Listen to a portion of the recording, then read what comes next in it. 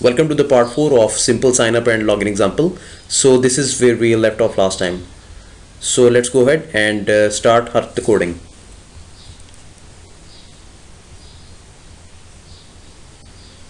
In the previous lecture, in the third part, we have finished the style part.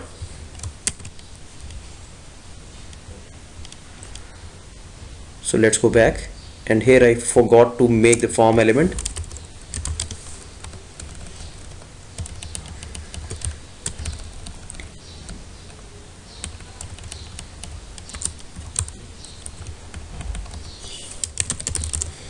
Action is going to be auth.php and the method is going to be post.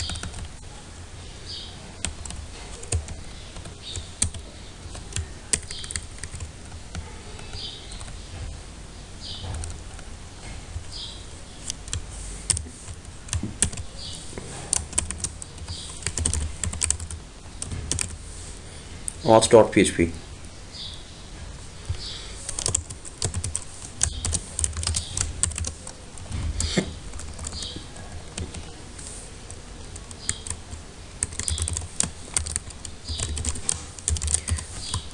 Since we'll also be using the sessions, so I have to put session start function over here at the top of the page. Okay, if is set, it's $_post and the index is going to be submit. So this if condition means if the form button was pressed, else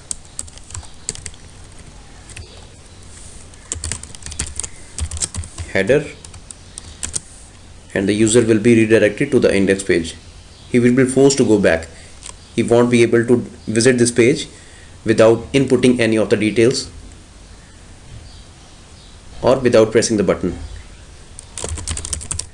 Location index.php, going to create a get request over here, id error and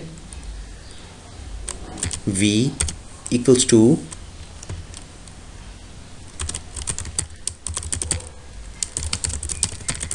please log into your account. Perfect. Let's check this out into the browser. Let's see if it's working fine.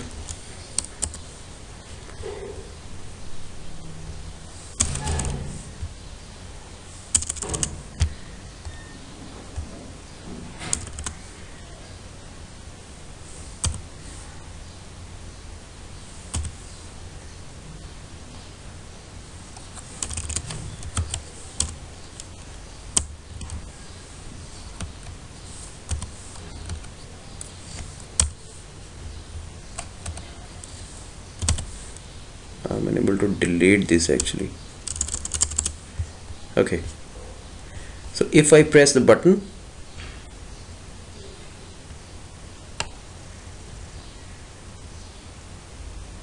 I'm still visiting auth.php.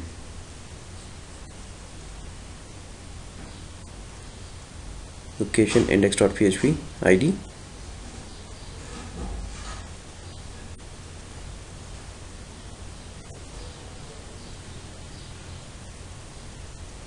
yes, because it works perfectly fine because I just pressed the button and I successfully visited auth.php.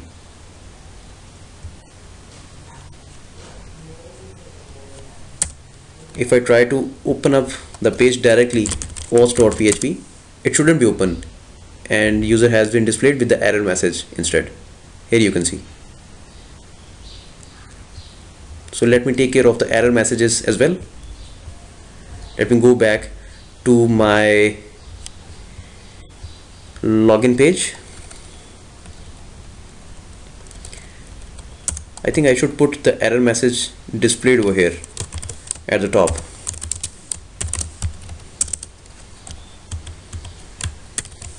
If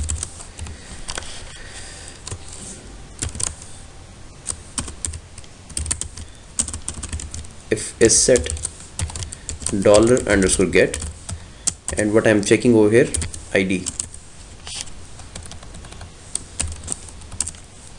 If the index with the name ID was set, in that case this condition will be true.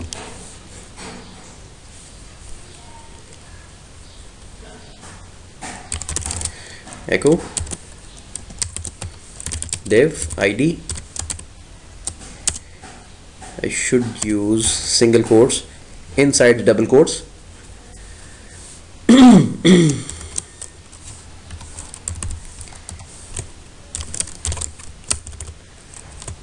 Dollar underscore get, it's going to be ID.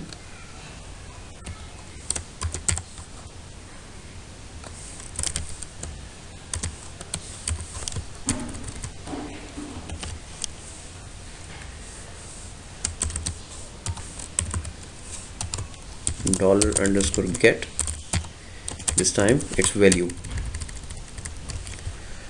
Perfect.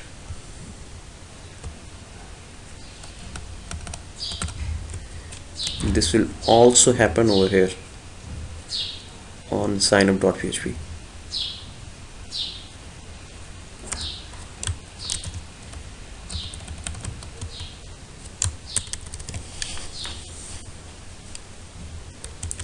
If I check this out into the browser, here you can see please log into your account has been displayed. So I want to display this message at the top of the right at the top of the login box. So let me go ahead and do this.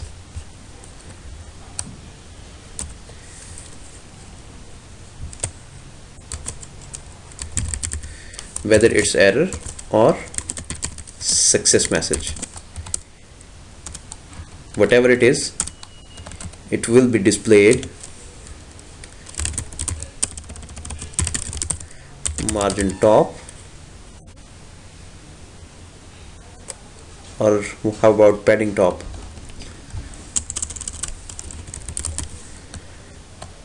Padding top is 50 pixels. Text align center. Font weight bold, and then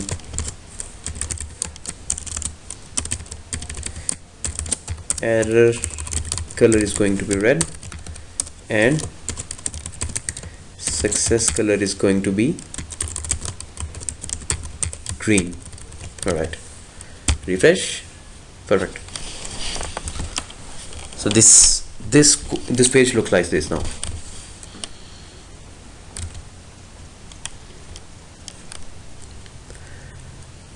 So let me go back and start the coding. So on the login page, if you have noticed, there are two of the input fields. So I supposed to receive the username as well as the password. Both of the fields are mandatory. Username dollar underscore post array I'm using since we are using the post method.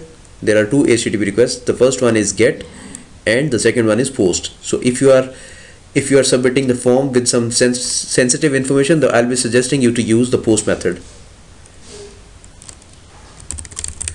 Otherwise your information will be displayed into the user URL. I'll show you the get request. I have just made one. This is the get request. If you notice into the URL, ID equal to error. So what is ID? You can consider the ID the username. It is equivalent to the username. If this was the get request, the username and the password will be shown into the browser in the URL portion like this. So it's not safe to use get request if you are making an application and you are submitting the form with username and the password. Just to make it secure, I am using the post method instead. Username, password,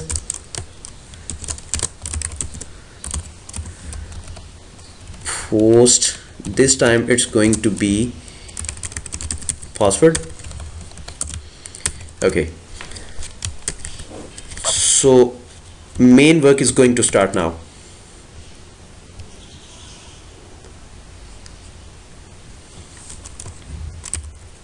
If dollar username is not equal to empty string, and you can write and like this, or you can write like this, totally up to you, both are acceptable. And password is not equal to nothing, it's an empty string. Else, so what is the meaning of this first if statement? The if statement says if username contains, if username is not equal to empty and the password is also not equals to empty, that means if the username as well as the password are containing something, are containing some data, then what I have to do? Of course, I have to make a query with the database. And before going further, let's go back and open up my browser and create a new database for this. So you will get another chance to create a new database, just to know how you can create a new database.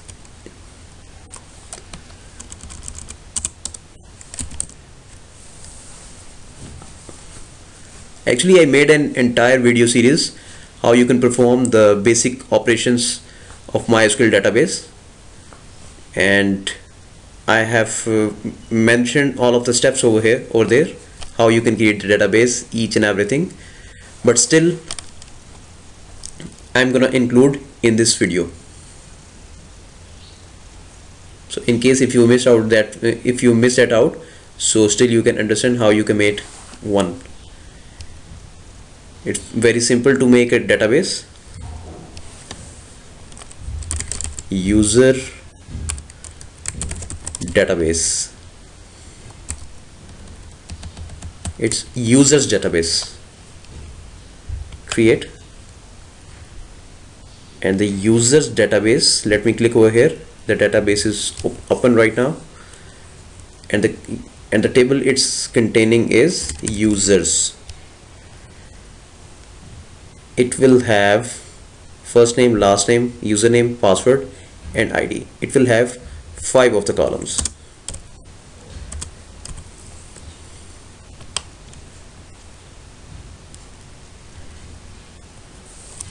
ID is going to be auto increment. First name varchar, length 20. Last name also going to be varchar, length is going to be 20. Then username varchar, length is 20, and the password varchar, length is going to be 20. Perfect. Save.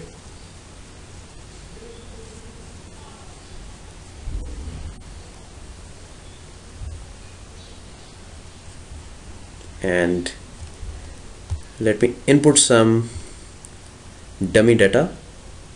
The first name is going to be Asad, the second name Asadullah, the second name is going to be Asadullah, CHAUDHRY. Username is Asad, password is 123.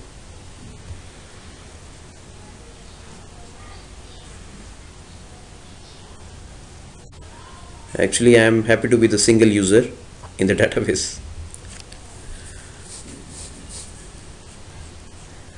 Okay, let's go back and let me open up my text editor and let me create a new file. It's a database file, db.php. It will be containing all of the database functions. The first function is going to be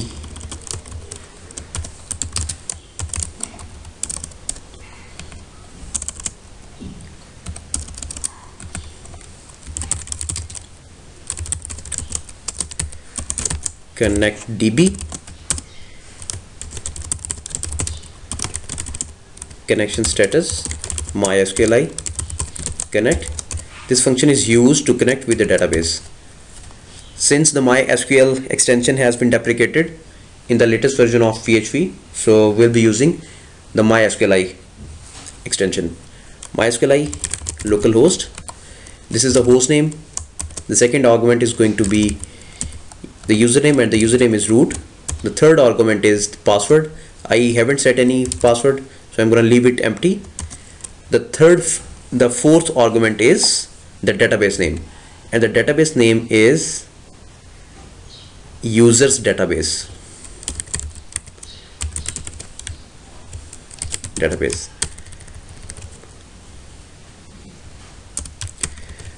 So if the user is not successfully connected, this is a not operator.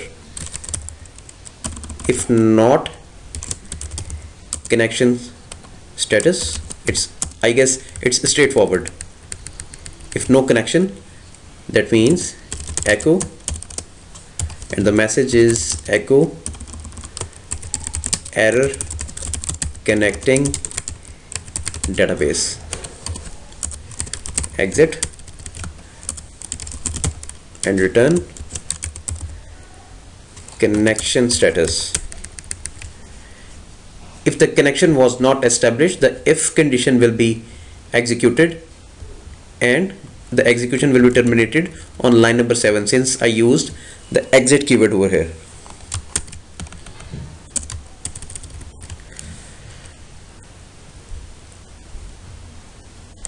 Okay, function select user or find user. This will accept a connection status variable.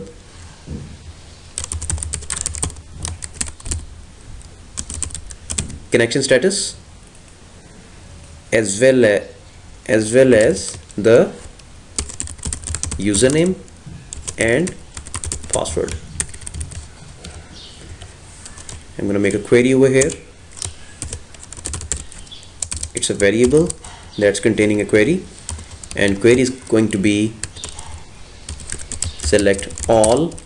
I'm selecting all of the columns from users. Users is my table name, where username equals to the username. The user will input this one, and password is equal to the password the one user just input. Result equals to MySQL query, connection status and query. If MySQL num rows, and I'm going to pass this result is equal to 1. If one record has been successfully matched and found, that means the user has been authenticated successfully. Return true, otherwise return false. The if condition will be true if and only if some of the data has been matched, or some of the sequence has been matched. I mean, username and password has been matched, some of the tuple has been matched. So in that case, the if condition will be true, otherwise it will be false. In the case of false, the if condition will not be executed, and the function will return false instead on line number 18. So let me check the duration of this video. Okay, so I'm gonna finish this this part over here, and I'll continue in the part 5. So thank you very much for watching. Take care.